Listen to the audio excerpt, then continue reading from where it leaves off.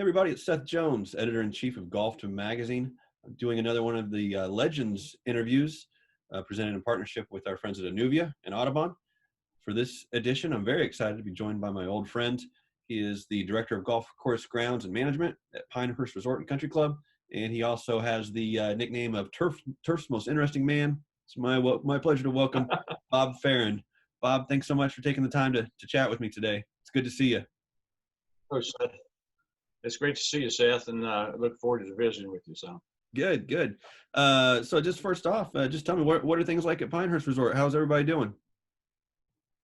Everyone's doing great. There's been a lot of challenges like everywhere else in all industries across the board. I was telling someone the other day that it's amazing that we've been impacted by many things since in my career over the decades here, whether it was 9/11 and recessions and all of that, but nothing this long term. And there's not anyone that's not affected by this around the world. But we have been able to maintain a great attitude with everything. The members are happy. Golf courses are great. Business levels certainly aren't where they were last year from a hotel and perspective and travel perspective, but the members are playing a lot of golf, and we have a lot of social golf now too. So we're certainly blessed to be to the point where we are. Good, good. I'm happy to hear. That's golf seems to be doing pretty well around the country, and everybody's busy, so that's good. And I'm thankful that we were able to get so many people out there on the golf course. And I imagine you're seeing a lot of people too. It's remarkable how golf people have turned to golf and tennis and outdoor activities, and it's I think it's wonderful. Good, good. So I want to kind of go back down memory lane with you a little bit. First, can you just tell me how did you find your way into this business? How did you find your way into golf maintenance? Well, that's a great question. My father was a greenkeeper, a superintendent, and he actually built one course, a small 9-hole course, as he was in his early 20s. And then he went to work for a course that was under construction. A single individual owned the property. It's an old farm, beautiful piece of property. Dad kind of stopped in and made himself a job in the grow in and things as the crew leader. And that's where I grew up. It was on that public golf course. And the family that owned it took Dad in just like a son, and he and the real son, the son of the owner, became like brothers. And he ran the inside and Dad ran the outside, and they worked together like that for years, which really gave me the sense of the business aspect of it, the social aspect, because I grew up around all of Dad's friends, and it was a big family. So that's how I got to be where I am. Did you ever consider anything else, or did you always know once you got into that young age that was the path for you? I never considered anything else. I studied and graduated from Marshall University in 1979 with my degree in Parks and Recreation, hospitality. They call it in the hospitality industry now. In order to have that connection to golf, and always knew that I wanted to work in golf. But strangely enough, and I think I've probably told you this story before, not only did I grew up in West Virginia, but not only did I say, if someone would ask me in high school, what are you going to do when you get out of school? I'd say, I'm going to go to college, and then we'll go to North Carolina and be a golf course superintendent. And I'd never even been to North Carolina. But there's something in me that was intent on doing that, and I was very fortunate to be invited to come down and go to work. That's incredible. Just like, that was in 1982. So it's just always what you're going to do. What was your career path from there once you got your start? Well, I came here, Seth, as the assistant superintendent. At that time, the way the structure was, we had 6 courses. Number 7 was not even under construction yet, but we had 6 courses, and we had a main head superintendent and a number of assistant superintendents. So I came here as an assistant superintendent on courses 1 and 4, and that was when Pinehurst was bankrupt. And, they were really going low in order to hire me anyway, right? So they were in bankruptcy, and knowing they were going to sell it. And then in 1984, Club Corp bought it. And that really is what that fulfilled my career. I went on from that to be the superintendent on course number 2, and a long time assistant director of the operation, and up until 2000, and then as manager of our operation, and then here I am today. So. Very cool.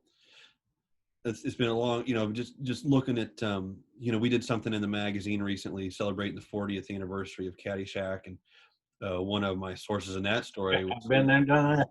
Yeah, was telling me about how much things have changed over the decades, and one of the things he said was about how back then that it was more like it was a real, like almost like a fraternity, and it was just a bunch of, he said it was kind of a simpler time of taking care of a golf course, and now it's evolved into where it's more complex, and just even getting the people in the type of people. I'm just curious, what's your perspective been on the way from your first days of getting people out? You've seen so many people come and go at Pinehurst, and worked with so many different people who have, used either Pinehurst as a stopping point or a place to stay for a long time. What's it been like to see the evolution of the people who work on the golf courses? How has that changed through the years?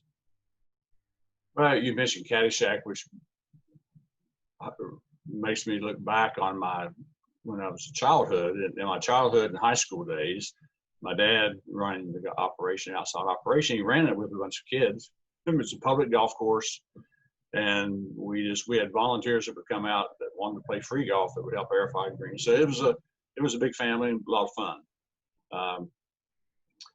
But the way it's evolved over time, my generation, and I've expounded on this several times, but my dad was a greenkeeper, and he practiced the art of greenkeeping, and then my generation got real scientific, and science certainly plays a big role in it. There's no question about it. But I think some got to be too dependent on the science aspect of it. Maybe we had to be dependent on it, but universities produce and the manufacturers produce such safer and more effective products now than they did in my dad's age of greenkeeping. So we became more science oriented, and I think we've started to go back and find a good balance between practicing the art of greenkeeping with science is a big part of that as well. And that's where I see today.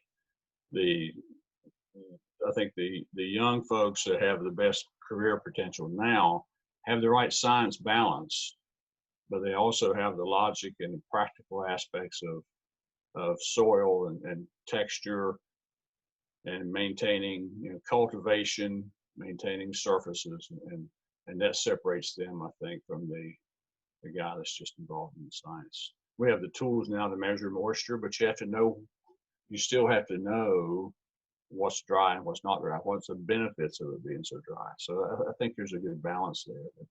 That's important. Okay, so I want to talk more about the science here in a minute, but before we get off of this topic, I'm curious, is there, and I know I don't want you to just paint the whole industry with one big brush. I'm not necessarily going that direction, but I'm just wondering, is there any commonality between the people you worked with in 1982 and the people who were taking care of golf courses in 2020? Is there a common characteristic there? I think there's a passion for the career, and passion to be outside and produce those conditioning levels. I think you have to have the passion and dedication to do it. And by dedication, I don't mean making yourself work 80 hours a week and drop dead at 45. But I think a passion to continue to learn and try new things, be innovative, engaging with your peers, and social relationships with the members, and those kind of things. I think that's the common theme back to the successful people that you talk about, the Matt Schaefers and the Marsh Bensons, and those are the innovators. Those are the people who have had the passion. The Ted Hortons. There's no one that has more passion, Harley, than Ted Horton. when it comes to the community and social aspects and the technology and the agronomy, all of that wrapped together in a good balance. And that's what makes a difference. Okay, great. So now let's get back into the science discussion a little bit, and I'm just curious if there's as that has you talked a little bit about how you got to know what dry is and why, but I'm curious if there's what are the things that catch your eye today as the profession has advanced, and what's the future hold, do you think, that are some of the advancements in the agronomy, the science of agronomy, that have you really interested and have you excited for what could be possible in terms of taking care of golf courses? Well, I think the plant growth regulators are playing a big role in helping to manage nutrition, growth regulation, obviously, density, texture, mowing, quality and characteristics of mowing. It has a far-reaching impact on all aspects of the turf just by being able to manage the growth of it. So, and I think those are continuing to be and be more advantageous in the future. And it's going to, this involves water management, fuel management, all the aspects of inputs. If they can be perfected and people feel comfortable using them and using them the right way. Okay, fantastic. So Bob, the being where you're at in Pinehurst, you're at a really neat spot to where you could just be sitting there having lunch one day, and then you look over at the table next to you, and you're like, a guy like me is like, is that who I think it is? And of course it is. I mean, it could either be somebody from golf's royalty, it could be someone from Hollywood, it could be Alice Cooper. You never know. I'm just curious, what's it been like to walk in? Alice Cooper's been here, yeah. Yeah, absolutely. I mean, I think about walking through that bar, and it's just you got to keep your head on the swivel, because you don't want to, one, you don't want to bump into somebody, but two, you might have a pretty cool celebrity sighting. What are some of the, maybe not that down that route, but who are some of the people who stand out to you that you've either worked with or have come into your life based on where you're at and the position you've held, that who really stand out to you as being interesting, cutting edge, cool people to work with? One of the things that, and I've gotten to know him over the years enough to speak to him at a function where it was Ray Floyd. Ray Floyd grew up in Fayetteville, and when I came here in 1982 to interview, I'll never forget. Here I'm a kid out of college in West Virginia, and I've got the opportunity to come to Pinehurst to interview. And I've always wanted to live in North Carolina, right? I've already made that my goal, and I go down to breakfast at the Carolina Hotel the next morning before my early interview, and I go to the buffet line. I'm looking, Ray Floyd sitting at the table next to me. I was like, oh my God, this is going to be pretty cool. But it made me really nervous for an interview then to come down here. And of course, he was doing an exhibition or something here, so he stands out. It's because he was one of the first. But certainly, I've been around and worked with Nicholas on some projects here, and Bill Core, one of the greatest human beings that ever walked the earth, one of the nicest, most gracious human beings, and he and Crenshaw are like brothers. But and then Robert Dedman, the founder of Club Corp, and now deceased, but Bob Jr. Runs the operation for the family. He was a remarkable man, Robert was. But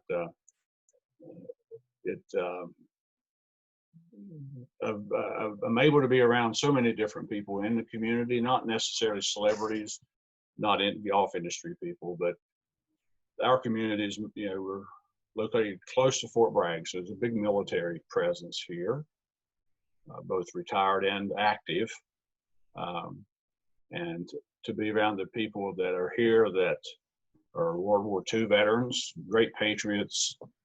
There's two of our members who are over 100 years old. One of them, he went down with his ship at Pearl Harbor and survived Pearl Harbor. So it's those kind of people that have really sacrificed and service, and that are great examples to people without even realizing it, that I'm able to be around here at Pinehurst because of the community that we have. So there's a number of people like that come to mind. Very cool. Well, Bob, it's been interesting to, over the years, getting to know you, and a story I love to tell, and forgive me, I'm going to tell it again because it always cracks me up. But when I was down there for 2014 U.S. Open, you guys put me up at the pit, and I got to stay with a couple of interns, and I would come out to the golf course, and I think about, you guys showed me so much hospitality, and I was there doing my best trying to cover the tournament for Golfdom, and as I left, I was able to pretty much see everybody and say goodbye, but you were one person who I didn't bump into on that last day. So I texted my roommates and said, "Hey, where are you guys at?" And they said, "Well, we're over here watching golf on this hole." I said, "Stay there. I'll come over and say hi." So I walk over and I was like, "Hey guys, great meeting you. Good luck for the rest of the week. I gotta go to the airport. Got to head out." And they're like, "Okay, yeah, it was great having you, and safe travels. We'll see you out there again." And I look at these guys and I say, "Hey, do me a favor." And I didn't see Bob today. Next time you see Bob, we just tell him I headed to the airport and I said thank you, and see you next time. The one guy turns kind of white. He kind of looks at me and he goes, "I got to be honest with you. I've never spoken to Bob before." And that doesn't say much for me. he was an intern. He had just gotten there, right? And then the other guy looks at him and he goes, "You've never spoken to Bob?" And he goes, "I just get too nervous. I can't. I haven't made that initiative yet." And so I laugh and I go, "Bob's the nicest guy." And then the other kid goes, "Oh yeah, he's the nicest. When he called me on my cell phone to offer me the job," and the other kid looks at me and goes, "He called your cell phone?" Like he got a phone call from Elvis. I was like, "Yep, that's." He goes, "Yeah, he called my cell phone." So you have that impression on people in the industry. Those kids, they look up to you. You've got so many people who've looked up to you over the years, and we've had so many great people through here. It's incredible. Yeah. What's it mean to you to know that so many kids have gotten their turf start under your tutelage, and maybe not that one kid, but some of the other ones, who've come to see you at Pinehurst and learn from you and Kevin and all, and everybody out there. Yeah.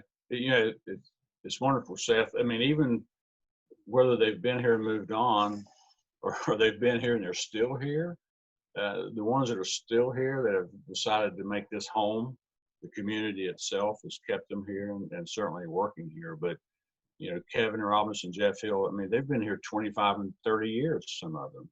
John Jeffries, superintendent, of course, too, has been here 20 years. And it blows my mind that it seems like it was just last week that he was from NC State. And we've got Steve Wilson, superintendent, of course, 7.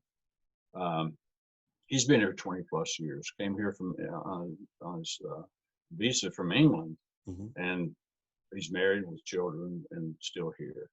Alan Owen, number 4, same story. 15 plus years. He's the superintendent on 4 now from England as well. So just really blessed to have that level of talent available to us, and all of them engaged with one another and working together. And obviously happy being here. I couldn't be more happy to have them here. But there's a lot of other ones that have gone on to different careers that have been very successful, even in the community. One's a very successful builder in the community. So it's a good experience for those people that come to work. We've had probably close to 200 interns over the years, and I've never sat down to count every single one of them and try to account for each of them. But it's remarkable what we've been able to do. Very cool. Very cool. So Bob, I got out my Tiger Woods red only on Sunday golf shirt. It's not Sunday, but I don't know if you can see it, but this is my 2014 U.S. Open golf shirt. And so there you go. I still got, it's a collector's item now, but I've got a 14 thing around here somewhere back over on this side. So right, yeah. So what's the first thing that comes to your mind when I say back-to-back U.S. Opens? A bunch of yahoos in the pit clubhouse with staying in the pit clubhouse. If anything got broken, it wasn't funny. Our media director of media relations and various things, when he found out that we had actually had a couple of journalists staying in the pit clubhouse on the cot, he was like, "Oh my God, are you kidding me? They're actually journalists and they're going to write for the articles and publicities and publications and all that, and they're down there." I'm like, I was like, they'll be fine. They're all good. But the thing that comes to mind is just the fact that we were able to successfully do it, and that the USGA had enough confidence in us to even think about doing it. And and it's the best it's ever been done because it's never been done since. And the one funny thing that comes to mind, I guess, is one of our afternoon meetings. This was like in week 2 during the women's. We had worried about the range tee capacity. Excuse me. We had worried about the range tee capacity. And by the time the cut and everything was made for the women's, we obviously were going to have enough range tee capacity. So that was all we worried about for a few days. It was like we were looking for something to worry about. Yeah. And on Tuesday or Wednesday or Thursday of that week, one of the USGA execs said, well, the only comments we've had from players and everything else around the course was the fact that the cart paths are kind of dusty where they're having to walk, and it's kind of dusty. I'm sorry. That's okay. And the cart paths are kind of dusty. I'm like, well, if that's the only problem that we have, then we're doing pretty well, I would think. So that's yeah. It's like, did they get a hot dog they didn't like? I mean, that's a pretty. I don't know how you can do any better than that. That's high praise, really. But it was a wonderful thing, the way it all came about, the fact we were able to involve all of our team, and certainly a number of other superintendents and assistants from the community, and it was seamless. It was really, really good. Okay. How was about 2005 U.S. Open? Anything stand out to see about that week? 2005, it became apparent to us based on 1999 how much golf had changed in that period of time. 99 was our first U.S. Open, and the course was set up. Of course, Payne Stewart, famous victory, and the tragedy of that followed that. He's part of our heritage now, obviously, but to see the way the golf course was set up, had to be set up in 2005 compared to 99 because of the golf ball change. The fairways became so much narrower. The roughs became so much more penal in order to try to protect par, if you will, I guess. Tees had to be moved back. So we did all of that. And that was a testament to the fact the ball changed that much, I think. And then to be able to get the preparations and changes we made in it following the 08 amateur with Bill and Ben to make it what it is today, course number 2 what it is today, to see that evolution of the golf course from 99 to 05 and on through 14 is remarkable. Okay. And, let's talk about Payne Stewart. What's Payne Stewart mean to you and to everybody there at Pinehurst?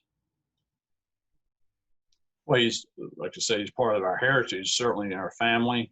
In fact, Alex Podlegar, our media specialist director, on Monday, we had an earthquake in North Carolina. You may have read that, I don't seen that on the news. It was like a 5.2 earthquake. And Alex posted on our Facebook page that day, this is the hardest of ground shaken in Pinehurst since Payne Stewart made his putt in '99 to the level of an earthquake. So we still, there's very few weeks goes by that we don't have some reflection on that. Yeah, that's cool. That's cool. So tell me this, Bob, what's your plan? What's 2024 U.S. Open going to be like? It comes up in conversation quite often now. Most of the things outside the ropes are what's changing a lot, I think, even before COVID. God knows what it's going to be afterwards. Hopefully, looking forward to being after COVID. But I think the corporate footprint's changing. All the setup outside the ropes is evolving a lot.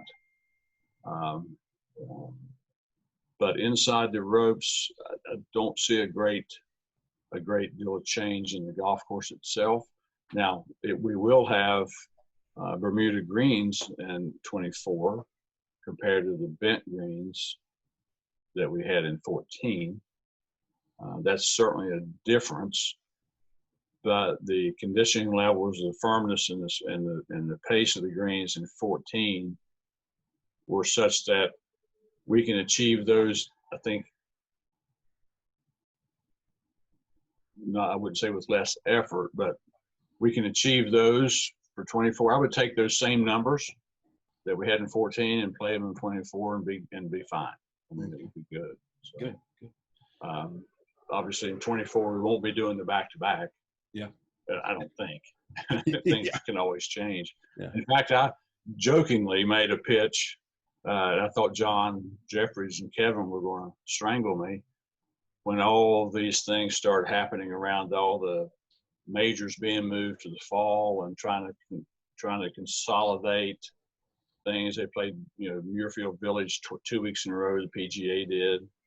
And I said, why don't we just go to the USGA and say, let's do this.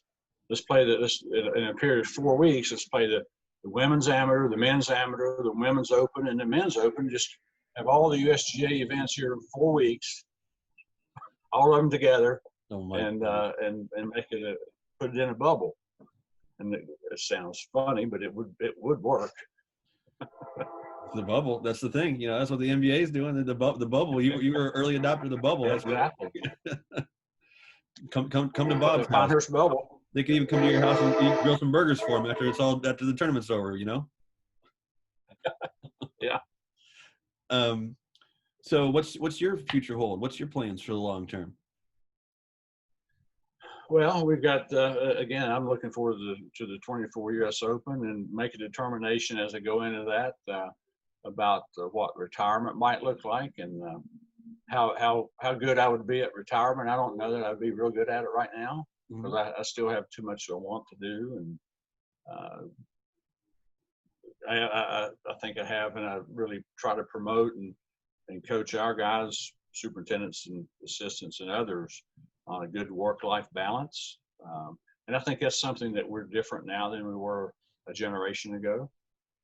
I think we focus more on the work-life balance. I know my children focus more on the work-life balance than I certainly did when I was the father of a toddler. I think I probably worked more just so mom would have to take care of the kids more, but they don't spend nearly as much time at the office or working than what I did. But and I don't want them to. I think it's so even though I've got a good work-life balance, I don't want to be out of balance by doing something different right now. Okay, great. Bob, you've always been Marsh Benson and Matt Schaefer have overachieved in retirement days. So they've done a great job with it. If I could just follow their suit, we'd be all right. Absolutely. Bob, you're such a great ambassador for Pinehurst, but also for our industry. And it's always cool to come down to Pinehurst Resort. And if there's an event, if one of our industry partners is hosting an event there, you always come out and you never seem rushed. You always take your time and hang out. You're such a great ambassador for the game and for the industry. What's it mean to you to know that you've been at it and you, like Anuvia gave you this honor of being a legend of the industry? Do you ever think about that? I reflect on some. This Anuvia, the Legends thing, is very humbling to look and see those of us that have been selected, and maybe even more importantly, all of those that are considered, and to be in the same sentence or on the same page as some of those people is very humbling. I mean, it certainly wasn't a stated career goal to do that, but it certainly was always certainly an ambition that you would want to be respected among those people that I grew up respecting and looking up to for so many years. And I think if you choose the right people to do that with and do it in the right way, then I think you'll have success. Okay, great. Well said, Bob. Well, Bob, I appreciate you taking the time. It's good to catch up with you. And I feel like I got to step into your office today, and that's something I haven't done in a while. So thank you for your time. And well, you need you need to soon. If you can find your way here, find a reason to be here, all you have to do is come. So Okay. we'd love to have you. And thank you, Seth, for all you do for looking back at the people that are the go-to kind of pulse keepers of the flame, if you will. Seth, you come to mind of those people that I can reach out to, or you can reach out to me. We can connect, and I can kind of get a sense of what's going on with things. And you've always been so dedicated to what you do because of what we do. It helps to make it all work. And thank you for all you do with it. I appreciate you saying that, Bob. You guys like you make it easy. So it's been I've been lucky to have a fun career following you guys around. So this has been a fun project as well. So well, Bob, I'll let you get back to what you're doing. Don't hang up yet. I'll just sign off with the viewers here. But I want to thank everybody who's tuned in and watched us. You guys all know Bob Farren out at Pinehurst Resort. I'm Seth Jones with Golf Magazine, and thanks to everyone who tuned in and watched us here to chit chat for a little bit as part of the Anuvia Legends package. And we'll see you out there very soon. Take care.